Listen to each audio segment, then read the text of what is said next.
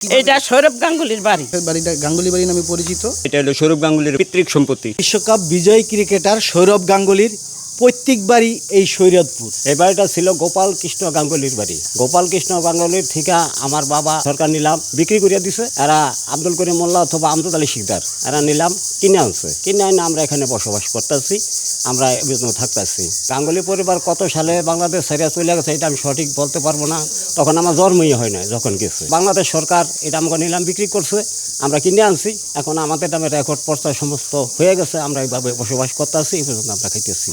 আমরা থাকি, আমরা বসবাস করতেছি, সব জায়গায় আমরা বসবাস করতে এই যে সবাই থাকতেছে। আমি 2009-এর শেষের দিকে এই জায়গায় বিয়ে করি। তখন থেকে বাড়িটা গাঙ্গুলি বাড়ি নামে পরিচিত। সৌরভ গাঙ্গুলির দাদা আর কি। বাংলাদেশের একটা গর্ব যে এত বড় একটা ক্রিকেটার আমাদের বাংলাদেশের সে জন্মগ্রহণ করছে, এটা আমাদের গর্বের বিষয়। ছোট থেকে শুনে আসতেছি যে সৌরভ গাঙ্গুলি দাদার বাড়ি, এখানে মানুষজন আসে, ছবি টবি তুলে। আমি আমার নানু বাড়ি নিয়ে গর্ব করতে পারি। ভারতীয় লোকজন আসে, দেখে যায়। এটা হলো সৌরভ গাঙ্গুলির বাড়ি, এটা পৈতৃক সম্পত্তি। স্বাধীনের পর হইলো চলে গেছে গা, কিন্তু এখন হইলো আমাদের সম্পূর্ণ কাগজপত্র সব আমাদের নামে। শরীয়তপুর জেলার হইলো আমরা গর্বিত যেন কি সৌরভ গাঙ্গুলির মতন একটা ক্রিকেটার যেন তাদের বাড়িতে আমরা থাকতেছি।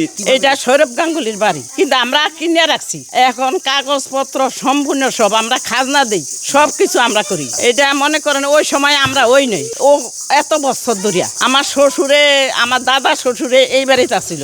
এখন তো আমরাও বুড়ে যাইতাছি। এখন আমার বয়স 70 বছর। ফের ঘরে নাইনাথপুর ছেলে মেয়ে একবার 2-3 বছর আগে আইছিল গাড়ি লইয়া, আইয়া ঘুরিয়া ফিরিয়া দেখতে গেছে এইটা আমার দাদার বাড়ি।